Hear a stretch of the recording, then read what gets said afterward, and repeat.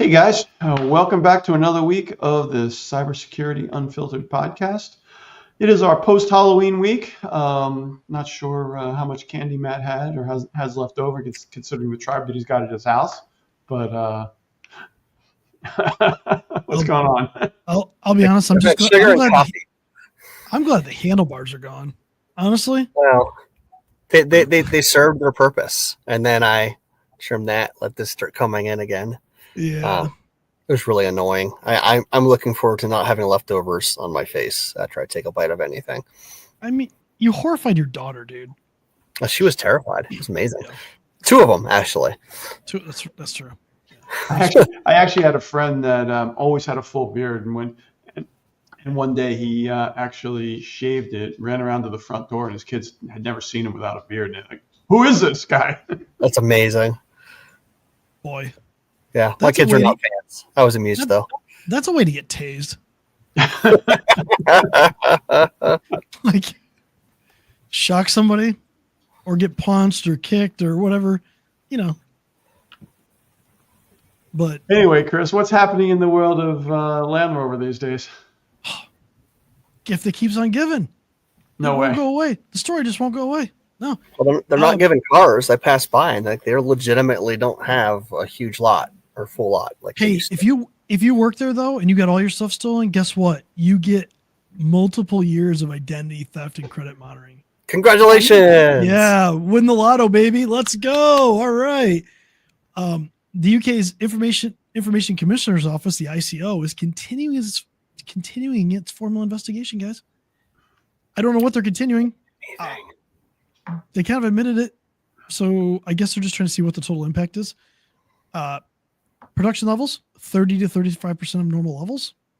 Looks like early December, maybe to be full.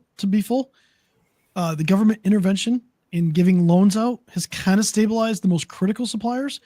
However, the lower tier suppliers who didn't get help, it's kind of a major concern. Are they going to be there? We're not sure. And they still have that 5,000. It's still floating around 5,000 suppliers. Yeah, there's no real update on the total, like how many are still being affected and stuff like that. I mean, there's gonna be regulatory fines probably out of it as they conduct their investigation. The ICO. I'm sure there'll be some GDPR stuff that comes out of it because even though they're not part of that, they still have business in other parts of Europe. I'm sure there's lawsuits coming. Looks like, from former employees that got their data leaked. Apparently staff are dealing with personal anxiety because of identity theft, which, I mean, to be expected, right? You get your entire identity just leaked on the internet. Not great. Couple that with questioning whether or not you're going to get paid next week. Fair point. They're saying that some people's deliveries are postponed indefinitely. Some are an additional 3 to 4 month wait. We'll see about that. Some people can't even get their cars fixed because that affected the supply chain in general, so that they can't get the parts they need. Tata Motors, who technically owns them, has formally warned investors that the third and fourth quarters of 2025's financials will be significantly and negatively impacted. No shit. We saw huge supply chain issues in the U.S. when we had that.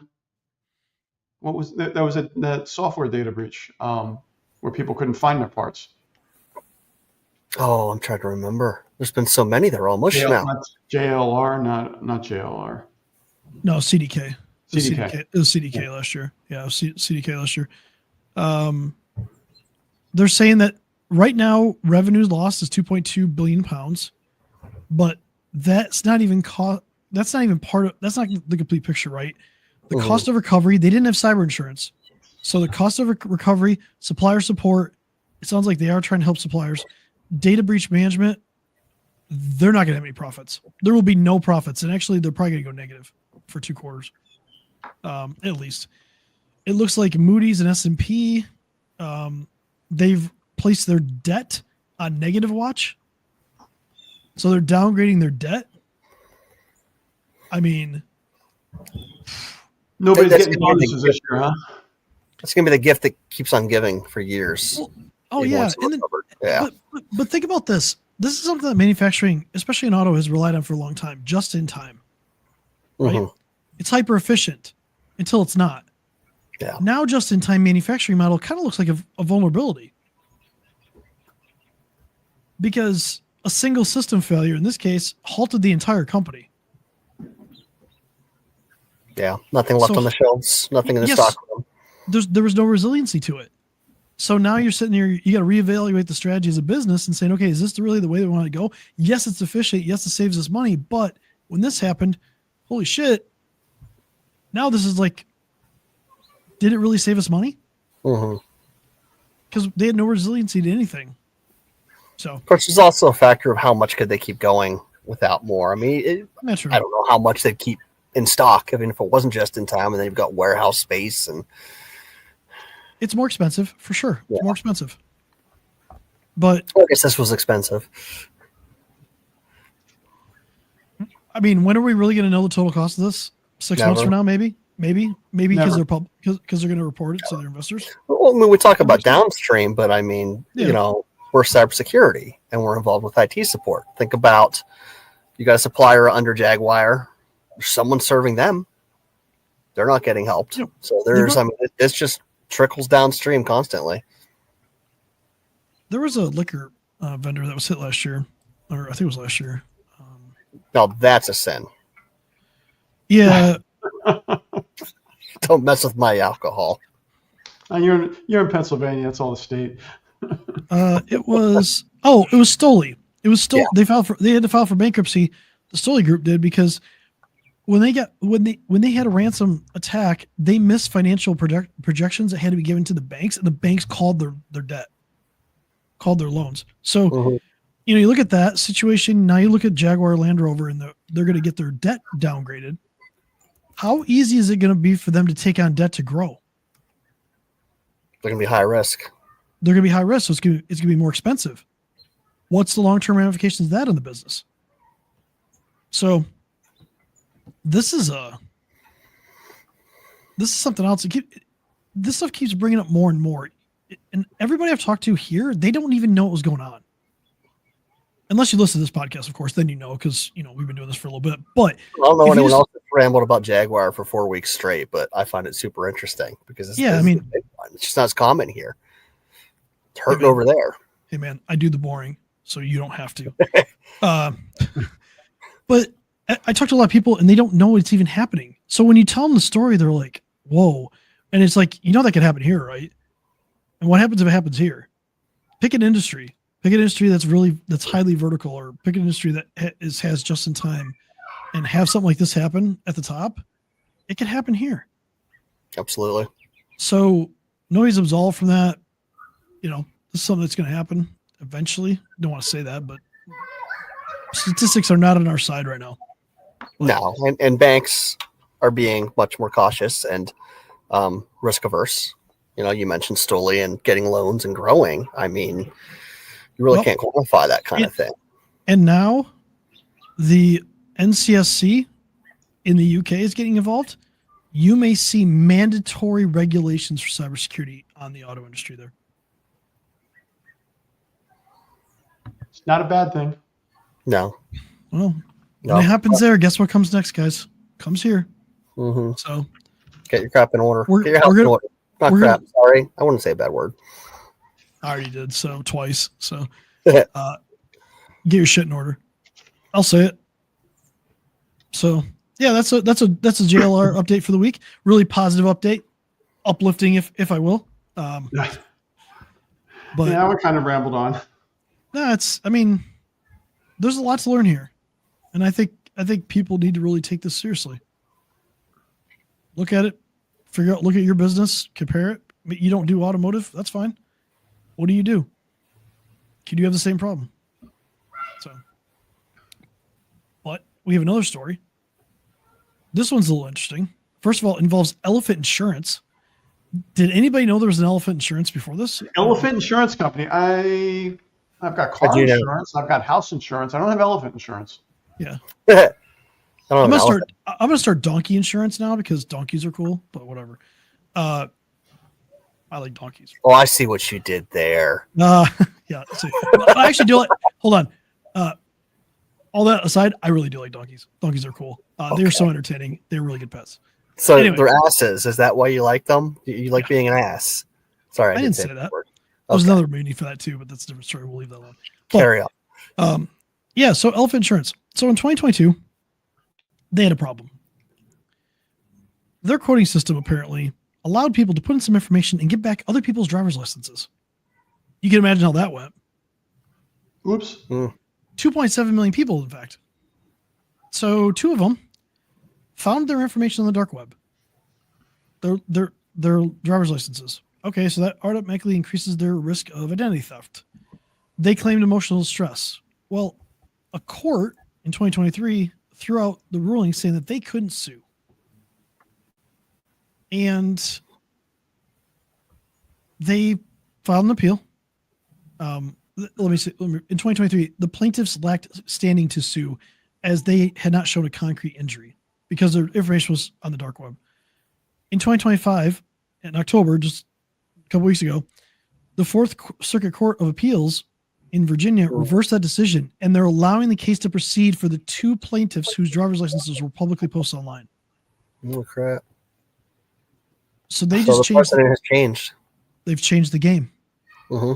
If you find your information on the dark web, even if you're only part of a partial leak, you can now use that to sue because you've had injury. You can prove that you've had concrete injury. That means for all these companies out there who say, I'm too small, it'll never happen to me, your information that you get leaked ends up on a dark website. Anybody on there, even if you don't tell them that, if they find their information is linked to you, they can sue you. Mm-hmm. So now, that's going to be busy. It's going to be a busy court system. That's going to be that, for the lawyers, that's going to be the gift that keeps on giving because, another data dump shows up somewhere, even these consolidated ones. Oh, you're over here now. How do we know it's the same one? Yeah. So in their decision, they basically said, if it's publicly posted online, you have concrete injury, you can sue. Period. So stay tuned for that one. Dude, that's going to be fun to watch. There's got to be CISOs that are losing their mind in enterprises right now. Because all I can think of is healthcare. We had McLaren hit here a couple years ago now. They got ransomed twice in like a year. So shout out to their security team. I saw some of the data that was posted, right? They were outing people's health information, like their diseases and stuff like that. The embarrassment that people probably felt if other people knew what kind of health ailments they had, like that would have been enough just for them to sue, regardless of whether McLaren admitted to it or not, because it was linked to them, because it was linked online. They could go to court and sue on that. This basically means blood's in the water, guys. If data's out there, blood's in the water. Absolutely. And every shark's coming for you. I'm still getting breach information from going to the hospital 7 years ago in San Diego. From when I had that accident and my infamous scooter accident. Stay off the scooters, Stay off the scooters and bikes. That's a gift that keeps the accident that keeps on giving, because we've gotten notices multiple times about breaches that are happening out there and being involved. And I'm like, why are you keeping my data? Well, let's think about the really good and the bad of this, right? The good is it gives you, as an individual, the right to sue if you find your information on the dark web. The bad. Let's talk about the bad. If I'm an attacker and I know this, what am I going to do?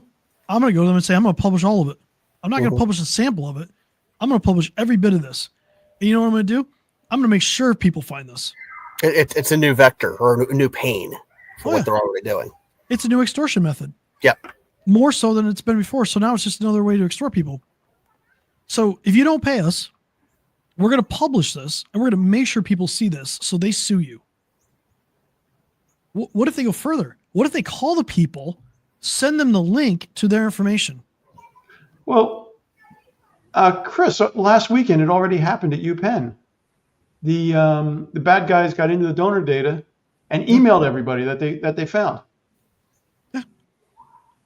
So yeah, they published that. I mean, that's easy. Call them, email them, text them. I think a group text would be hilarious. Let's see if we can break texting.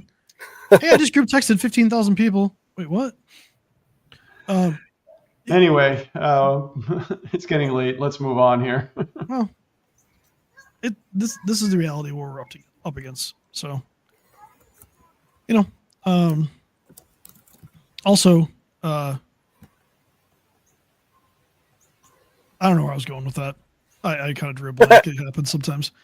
I'm so deep in this rabbit hole of JLR and trying to look at. Well, I was doing some research earlier today. I'll finish off with this. I was doing some research earlier today, and I found an accounting firm 2 miles from me that's on a ransomware site, and an ecology place that's 4 miles away from me on a ransomware site, on a dark web ransomware site. On the last month, I found a lawyer that's had their stuff posted, and I guess the excuse that people want to use, I'm too small. We're going to find out. Just leave it at that. We're going to find out. You're not too small. You're going to, people are going to find out. That's sad, but I don't know. We're out here trying to do good work, and we're out here trying to help people, but it's weird because I don't know about you guys, but like I talked to a lot of people, it just seems like people they kind of lost hope. They throw their hands up in the air. Yeah, people are numb. Overwhelmed. Happen. Yeah, we're numb. Like they just don't care anymore, and it's one of those things where it's just kind of like, it's not. It's disheartening, honestly, because there's a lot of things you can do, a lot of simple things you can do to make sure you don't end up like this. But maybe I should send them cards, get wild cards or something like that. Oh. That might be passive aggressive. Maybe I shouldn't do that.